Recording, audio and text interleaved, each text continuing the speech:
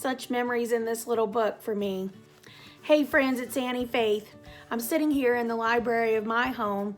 I'm just taking notice of some of the old books that I still have on the shelf from when I was a little girl. This one is looking pretty rough now, but I sure do love the stories inside of it. Every time I open them, it takes me right back to when I was little and I used to lay and stare at these pictures, and it brings me such joy. I can't get rid of them. They're just cherished old friends. I have one that was my story when I was a little girl that I would love to share with you today. Would you like to hear it? It's such an exciting little story. I've always loved it so much. It's called The Clumpets Go Sailing. It was written by Wahl, and the pictures were by Cindy Siscaris from long ago. And you'll see it's kind of worn from all the years of love that it had. It used to be a book of my mother's. She was a school teacher just like me, and she kept this in her school library. I got to enjoy it when I was younger before she took it to her library, and several years ago I found it still in her school library, and I said, I have to take that book home. That was one of my favorites. If you look at the cover already, there's such exciting things to see. I see some little characters right here. If you look really close, maybe they're mice or opossums. And you'll see they have there's a little house on the cover. Their porch is made out of pencils and a playing card. Isn't that interesting? So clever to make a house out of a playing card and some pencils. Do you get creative with your things at home and build fun things? I know my nephew Ashton does. He makes all kinds of fun things. He's got such a creative mind. So it looks like the Clumpets did too. Let's go inside and see what their story says. Mr. Clumpet's brother, Uncle Skinny, was sick. A robin brought the message, dropping it down the Clumpets' chimney. So we've heard there's a problem in this story already. The Clumpets have a sick family member. You ever had a sick family member? What did you take to them when they were sick? Some soup? What a great idea. I wonder if the Clumpets are going to take some soup to their family member, Uncle Skinny. A message from out of the sky, cried several voices. Mrs. Clumpet stopped washing lettuce, and Mr. Clumpet read the message out loud. We must take poor Skinny some hot soup. Mrs. Clumpet was the best soup maker around. She brought out her biggest pot. Sounds like we were right. They are going to take some soup to Uncle Skinny. I have to show you one more thing. Before I turn the page, do you see this? It's a birthday candle. I think they used that birthday candle. It looks like it's standing up inside of a thimble as their lamp. Isn't that clever? Mr. Clumpet put on his captain's hat. Then he said, we will go to Skinny's by boat. That way the soup will not spill. Oh, look, she's using a coffee cup, it looks like. She keeps all of her ingredients in there, and she's throwing things in the pot. Do you ever help your mom cook? When she cooks a big old pot of soup, does she get all kinds of ingredients and put them in the pot? I bet it's exciting. Does she let you help? That's wonderful. The children, Arthur and Emily, were delighted. This meant they did not have to go to school. They decided to take Uncle Skinny a few toys. There they are, digging out those toys. Looks like they've got an old carpet bag. That's kind of like a suitcase from long ago. They used to call them carpet bags. And a big old chest. They're throwing all their toys out. That's really sweet. What do you think they're doing? Looks like he's taking his door off. What would he take his door off of his home for? Let's read and find out. But Mr. Clumpet, declared his wife Lizzie, we have no boat. However, Mr. Clumpet was already taking off the front door. It would make a splendid boat. Arthur and Emily helped carry the door boat down to the stream. The stream went straight through the forest to Uncle Skinny's house. They are making a boat out of the things they have. They're really good at using their resources, aren't they? The door boat sat upon the water, floating nicely, but the current wasn't strong enough. The boat wouldn't budge. "Whatever shall we do?" asked Mrs. Clumpet, fretting. "Please get the tablecloth," Mr. Clumpet said, "and bring the vacuum cleaner too, Lizzie." He has an idea. This kind of sounds like when we get a project at school and we're given some resources and we have to figure out how to make something work or happen. I think he's doing a lot of thinking right now, don't you? What do you think he's going to do with that vacuum cleaner and a tablecloth on the door? Let's keep reading and find out. "Herman, what are you going to clean?" his wife asked. Here she comes a-running with that vacuum cleaner and the tablecloth. But as soon as she had brought them, Mr. Clumpet and the children fastened the vacuum cleaner to the boat. The handle made a mast and the tablecloth a gay sail. The motor, of course, made a motor.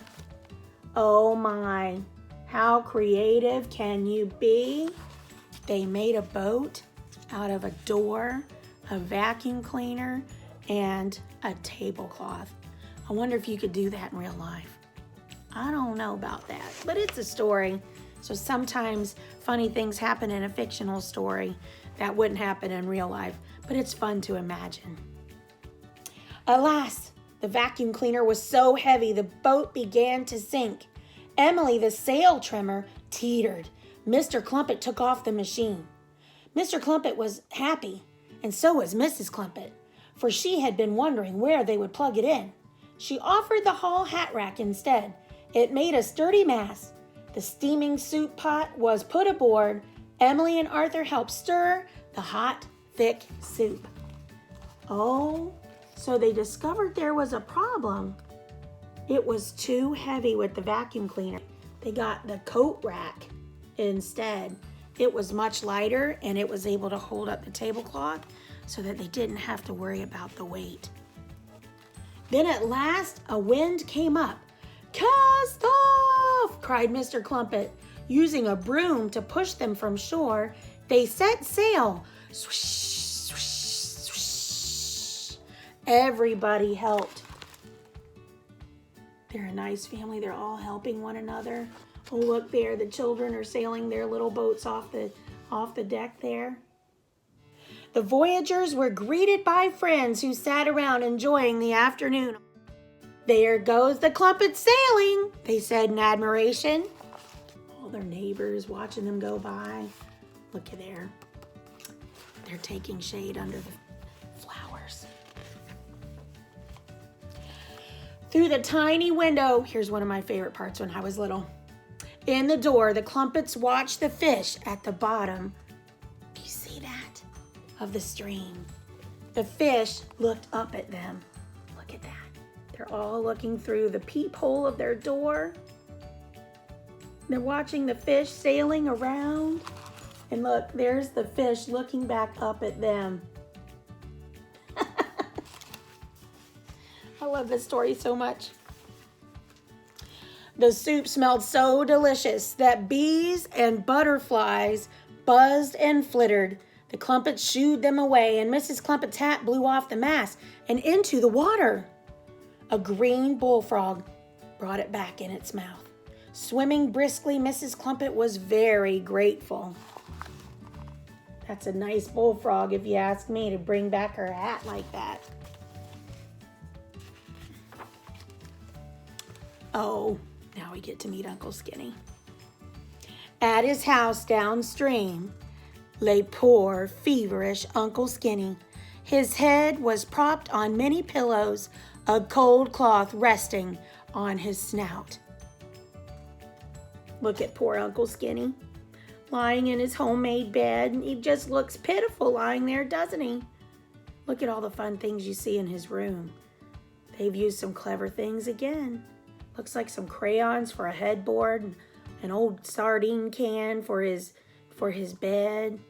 Got a little piece of a log for his table. I think that's part of why I love this story so much.